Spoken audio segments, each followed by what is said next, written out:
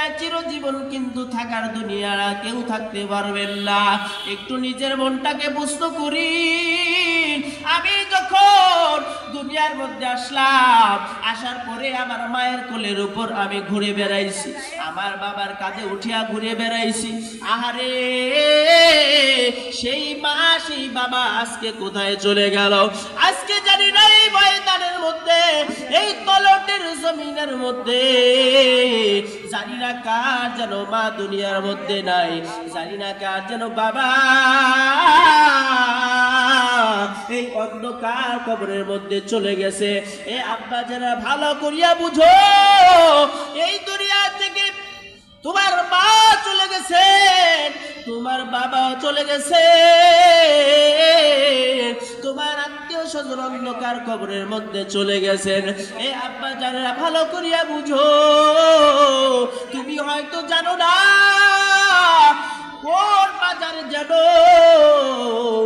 তোমার কাফনের কাপড় রেডি হয়ে গেছে। এ বাবারা হয়তো তোমরা জানো না কোন বাজারের মধ্যে জানো তোমার কবরের বাঁশের সামানা হওয়ার জন্য বাঁশ প্রস্তুত হয়ে গেছে। এ আব্বা জানেরা নিজের মনটাকে বুঝাও, এই দুনিয়ায় আমার মা দুনিয়ার মধ্যে নাই, এই দুনিয়ার মধ্যে আমার বাবাও নাই। এইভাবে তোমার বাবা মা অন্ধকার কবরের মধ্যে চলে গেল, তোমার আমারও তো একদিন কবরের মধ্যে যাওয়া লাগবে। এ আব্বা জানেরা তোমার মা তোমার বাবা ওই কবর থেকে ডেকে ডেকে বলতেছে, ও সন্তান, দুনিয়ার মধ্যে যখন আমি বেঁচে ছিলাম তোমাকে ছোটবেলা থেকে 10 মাস 10 দিন তোমাকে গর্ভে রেখেছি, এত কষ্ট কইরা গর্ভে ধারণ কইরা আমি তোমাকে দুনিয়ার মধ্যে তোমাকে নিয়ে এসেছি। ও বান্দারা তোমার মারও বলে, ও সন্তান, আমি এত কষ্ট করার পরেও তোমাকে কোনো সময় ফেলে রাখি নাই। ও সন্তান, আমি তোমাকে এত নিজে না খেয়ে আমি তোমাকে খাওয়াইছি। ও সন্তান, আমি পরের বাড়িতে কাজ কইরা তোমার মুখে আমি খানা দেওয়ার ব্যবস্থা করেছি। ও সন্তান, তুমি জানো না তুমি যখন ছোট ছিলা তখন তোমার মা তোমাকে কেমন করে লালন পালন করছেন। এ যুবক, এ বৃদ্ধ বাবারা, আমার আল্লাহ তাআলা এত সুন্দর মায়ের মধ্যে একটা রাউটার সেট করে দিয়েছিলেন। আমার আল্লাহ তাআলা এমন একটা মায়ের মধ্যে রাউটার সিস্টেম করে দিয়েছেন, সন্তানের কথা বলার শক্তি নাই। সন্তান কান্না করলে আম্মা জান বোঝে সন্তানের বড় ক্ষুধা লাগছে বেড়ে। সন্তান যখন কান্না করে আম্মা জান বুঝেছেন সন্তানের এখন কোনো কিছু প্রয়োজন হবে।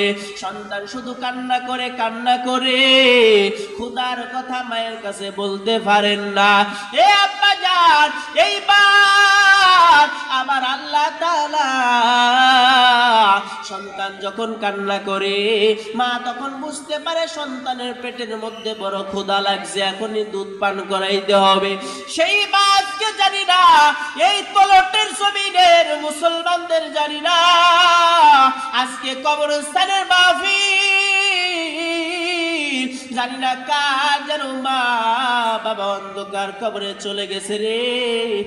ওই কবরস্থান থেকে মা ডেকে ডেকে বলতেছে, ও সন্তান, তোদের জন্য আমি এত কিছু করলাম। শীতের দিনে তুমি যদি বিছনার মধ্যে প্রসাব করেছো, ও সন্তান, আমি তোদেরকে খেতাটা পাল্টাইয়া বুকের উপর তোকে শোয়া রাখছি। ও সন্তান, শুধু তাই নয়, বুকের উপর প্রসাব করে দিয়েছো, এরপরেও আমি মা, ও সন্তান, তোদেরকে আমি দূরে সরাইয়া দেই নাই। ও সন্তান, তুমি যখন রাতের বেলা বাহিরে থাকো, ও সন্তান, যখন তোমার বাড়িতে যাইতে দেরি হয়, তোমার বাবা মা বড় টেনশনে থাকে, সন্তান কেন এখনো আসলো না, এখনো আসলো না। এ আব্বা জানেরা, মা কেমন একটা জিনিস, মা কি জিনিস, এ সন্তানেরা, এ যুবক ভাই, এ বৃদ্ধ বাবারা, কেমনে তোমাদের বোঝাবো যাদের মা নাই তাদেরকে জিজ্ঞাসা করে দেখো মা হারানো কত বড় ব্যথা।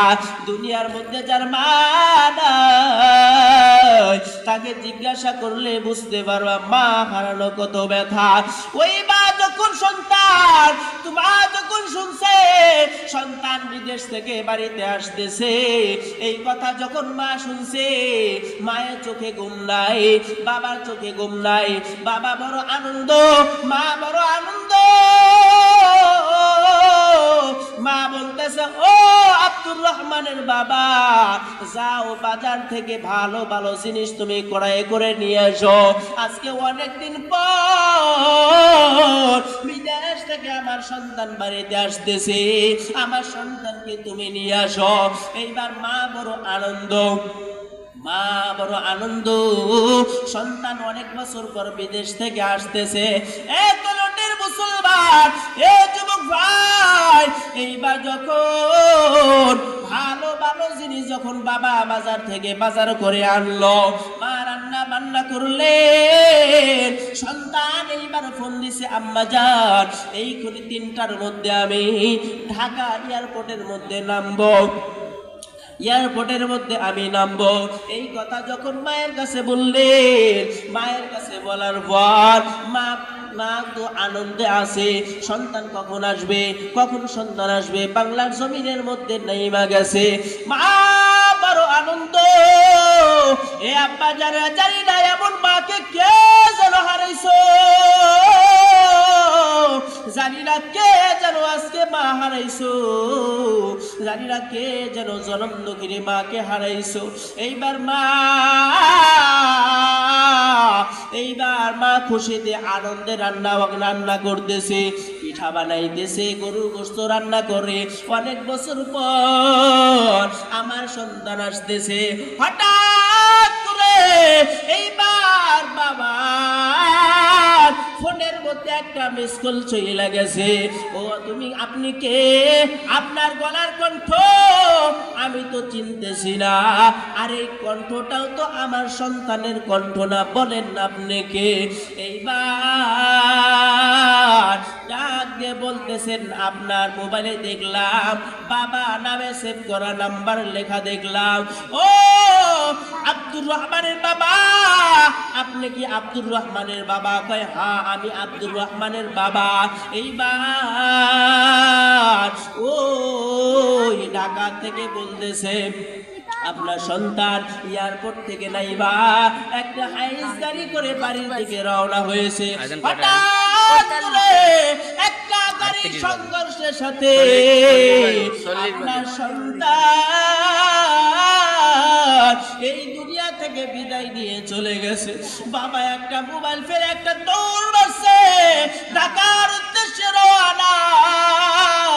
এইদিকে বাবার দৌড় দেখা মা মনে করতেছে সন্তান মনে হয় বাড়ির কাছে চলে আইছে, এই কারণে সন্তানের বাবা একটা দৌড় মারছে। এ তলটের জমিনে মুসলমান, এ আব্বা জানেরা, এইবার যখন মা স্বামীর একটা দৌড় মারছে, এই দৌড় দেখা মা মনে করতেছে মনে হয় সন্তান চলে এসেছে। এই কারণে মনে হয় আব্দুর রহমানের বাবা বড় দৌড় দিছে, খুব মনে হয় খুশি, বড় খুশি, আনন্দে দৌড় মারছে। কিন্তু বাবা এইবার চোখের পানি ফেলে ফেলে ঢাকার এয়ারপোর্টের উদ্দেশ্যে রওনা। এইবার যাইতে যাইতে এইবার যখন গন্তব্য স্থানে পৌঁছালো, দূর থেকে দেখে একটা গাড়ির সাথে গাড়ির সংঘর্ষ হইয়া গাড়ি দুই পাশে পড়ে আছে। রাস্তার মধ্যে অনেক লাশ, অনেক লাশ রাস্তার মধ্যে পড়ে আছে। বাবা বলতেছেন, ও দয়ার আল্লাহ, এই রাস্তার মধ্যে দেখতেছি অনেক লাশ আছে রে আল্লাহ, এই লাশের মধ্যে যাতে আমার সন্তান না থাকে। বাবা এই দোয়া করতেছে, এ যারা বাবা হইছো, বাবা হওয়া তারাই বুঝবা সন্তান যখন বাইরে থাকে কেমন লাগে? যারা বাবা হইছো তারা বুঝবা, যারা বাবা হইতে পারো নাই তারা বুঝবা না। এ যুবক, এইবার বাবা দেখতেছে অনেক লাশ দেখা যাইতেছে, বাবা একটা করে কাপড় উঠায়। এইবার বাবা আল্লাহ তাআলার কাছে বলে, ও দয়াল্লাহ, আমার সন্তানের লাশ যেন ওইখানে না থাকে। বাবা কান্না করতেছে, একটা করে কাপড় উঠাইতেছে। এইবার হঠাৎ করে কাপড় উঠাইতে উঠাইতে দেখে আমার সন্তান আব্দুর রহমান, যেই সন্তান আমাকে ফোন দিয়া বলল বাবা তোমার সাথে এসে খানা খাবো, ও আম্মা যান বাড়িতে আইসা একসাথে খানা খাবো, আমার সে আব্দুর রহমান দেখি আর দুনিয়ার মধ্যে নাই। আমার সন্তান লাশের দলের সাথে মিছিলে সংযুক্ত হয়ে গেছে, উপস্থিত হয়ে গেছে।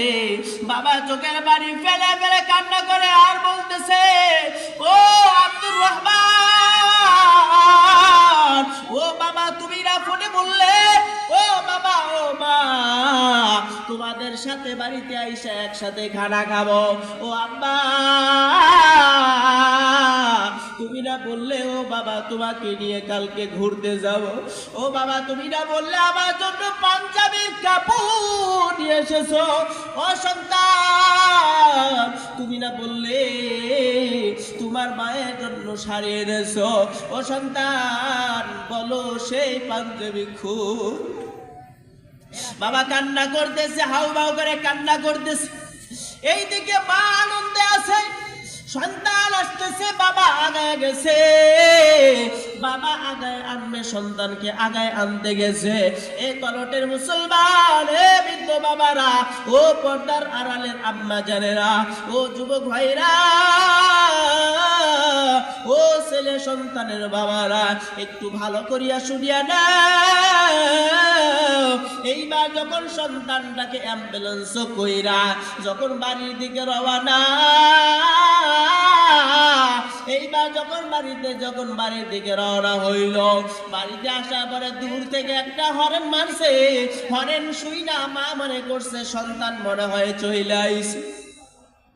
মা বড় আনন্দ, গাড়ির আওয়াজ শুই না অন্য অন্য সন্তান মেয়েদেরকে বলতেছে, ও সন্তানেরা আমার, তোমার বড় ভাই এসেছে, তাড়াতাড়ি খানার ব্যবস্থা করিয়া দাও।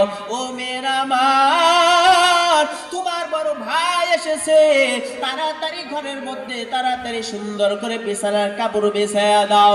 এ আব্বা জানেরা, মা এই কথা বলতেছে, হঠাৎ করে দেখে কেমন গাড়ির আওয়াজ, কেমন গাড়ির আওয়াজ শোনা যায়। হঠাৎ করে গেটটা খুইলা দিছে, গেটটা খুলে মা তাকে দেখে সন্তান আমার আর দুনিয়ার মধ্যে নাই। সন্তান আমাকে ফাঁকি দিয়া ওই সারাদিন মাটির কবরের দিকে আমার সন্তান রওনা হয়ে গেছে। আর কেমন কাপড়, সাদা কাপড় পরিধান কইরা আমার সন্তান শুয়ে আছে। এত লোটের যুবক, এ মুসলমান, এ আব্বা জানেরা, ও আম্মা জানেরা, তুমি হয়তো জানো না কোন দোকানে যেন কাফনের কাপড় তোমার জন্য রেডি হয়ে গেছে। এ আব্বা জানেরা, তুমি মনে হয় এটাও জানো না কোন বাজারে যেন তোমার জন্য কবরের সামানার জন্য বাস রেডি হয়ে গেছে।